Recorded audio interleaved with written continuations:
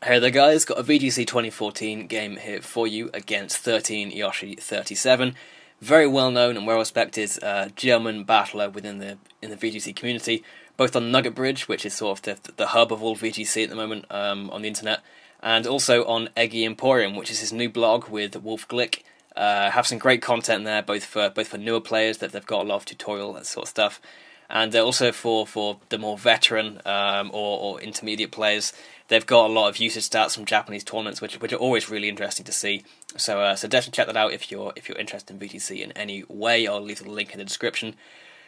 But yeah, this battle was from the Nugget Bridge Live tournament on the 20th of February, and I believe this was the third round. For those who don't know, Nugget Bridge Live tournaments are just tournaments like a bit like Smogon Tours if you're more familiar with that sort of format, but don't have a Wi-Fi. So you just show up on the night or the afternoon, just put your name down for it on the forums, and you just get matched up against people, and it's normally about 32 to 64 people on average.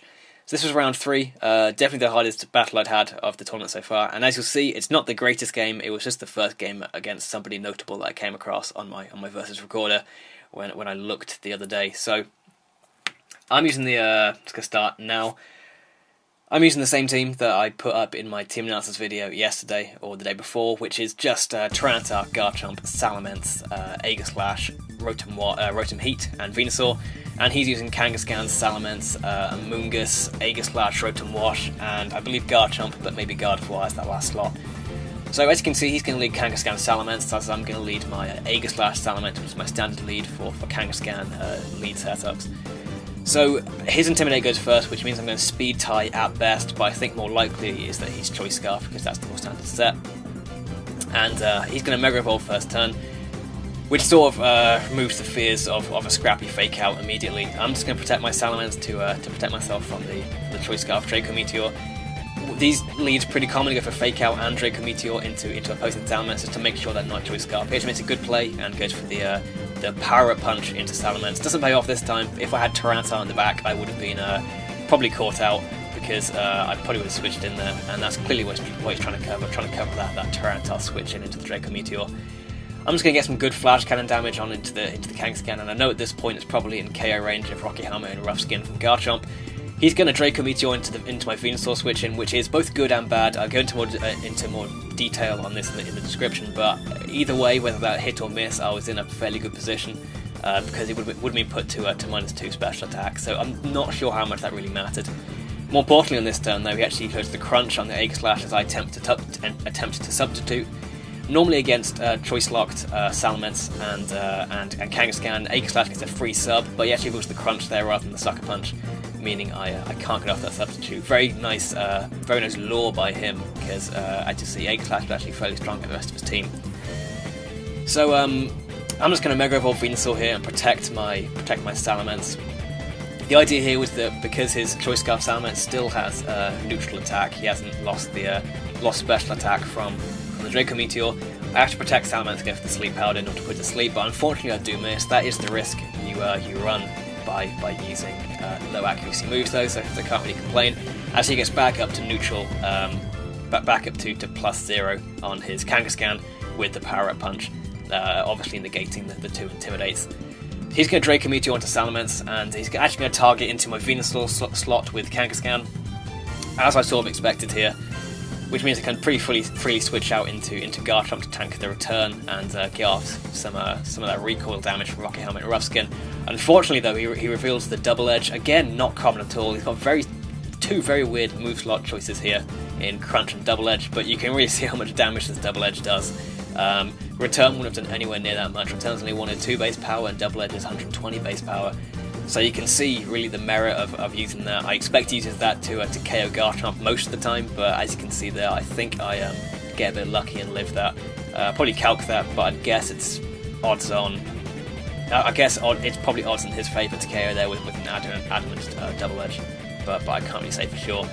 So after that Sleep Powder miss, I'm sort of in a pretty bad position, and that goes from bad to worse when I misplay this turn and Sleep Powder into the Aegislash. I was thinking that he might have a Amoonguss in the back, but that doesn't appear to be the case, because he just stays in with his Salamence, and therefore I sort of need to bank on a double protect here with Garchomp. that does happen, but unfortunately I miss another sleep powder against the Salamence, which puts me in a really, really bad position.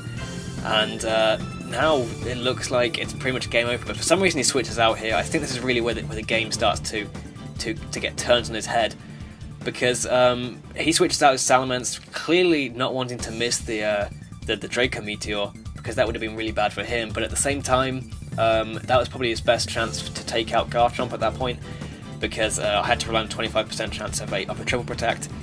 He's actually going to switch out his Rotom again here back into his Salamence to get the Intimidate clearly, and probably just switch to Dragon Pulse so he's not risking the Draco Meteor miss. I'm just going to Earthquake on this turn into the Aegislash to get some damage on it. I think I actually double target the Aegislash, knowing that in the long run that Rotom is not a threat at all, and I do not need to target it until the very late turns of the game, because Venusaur is basically the hardest counter on the planet to it. He doesn't really threaten me at all at this point. So I double target into the Aegislash, get a crit on the Giga Drain, but as you'll see in a bit, I'm not too sure that was massively important. It may have been, he may have played a bit differently if he had 5% more HP, but you'll see towards the end of the game that he gets in a position where no matter how much HP he had left, I think I pretty much had the game sealed. So I'm just going to protect here to avoid the Dragon Pulse. I'm going to Sleep Powder into the Salamence as his Aegislash gets to the sub. And I think it's just going to Shadow Ball into Venusaur here, and it's just going to reveal how bulky Venusaur really is. It's going to take less than 50% from this Shadow Ball, which is really, really impressive, given that's probably a quiet and close to max special attack Aegislash. Very, very impressive from Venusaur here, and this is sort of why I use it. You know, like one of the strongest special attackers in the game. Albeit it's not got a boosting item, but one of the strongest special attackers in the game can't even bring this thing down in 2 hits.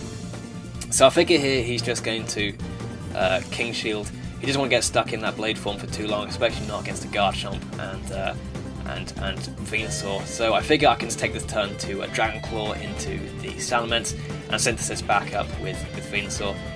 I could have lost the game here if he hadn't King Shielded and instead just Shadow Balled into Garchomp, but I think that's too risky on his part.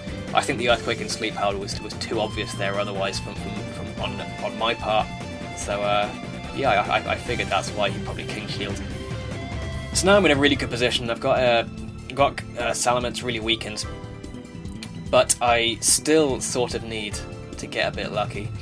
I probably should have played this a little bit better and protected the Garchomp this turn, and then Sludge Bomb into Salamence. That way I wouldn't have had to rely on a triple sleep. But you know, hindsight's 2020. But regardless, that was definitely the better play on this turn, and if I'd done that, that was already game over pretty much. But I do go for the riskier way out, and I choose to Earthquake and Sleep Powder into the Aegislash and bank on the 3-turn sleep. Not a move, not a turn I'm particularly proud of, but it does do the job in the end. So he's going to switch out Aegislash here. If you are asleep with Aegislash, using King Shield through sleep does still change back to blade form, but obviously you're still under threat from attacks, because King Shield doesn't go the full way and protect you from that turn. I know he's got a guaranteed wake up with Salamence here, so I have to protect Garchomp and just Sludge Bomb into Salamence. Definitely got a bit lucky with that 3-turn sleep, and I definitely should have just played safe and Sludge Bomb to protect on the last turn rather than going for the Aegislash. But yeah, it does work out anyway. And now I'm in a basically very, very good position. Basically a very good position. I'm just in a really good position here because he's got a sleeping Aegislash and a sleeping Rotom. Rotom's not a threat here at all because he can't take down Venusaur really. So I'm just going to Earthquake and Giga Drain into the Aegislash. That would be maybe where the Giga Drain crit early made a difference, but I'm not too sure. I think at this point the game was already over. And now it's 2-on-1 with a Rotom that can't really do anything to Venusaur. So, not the best of games. It was just the first game I came across, and it's my only game I've got saved, not in a tournament setting here on my 3DS. So, I hope you enjoyed.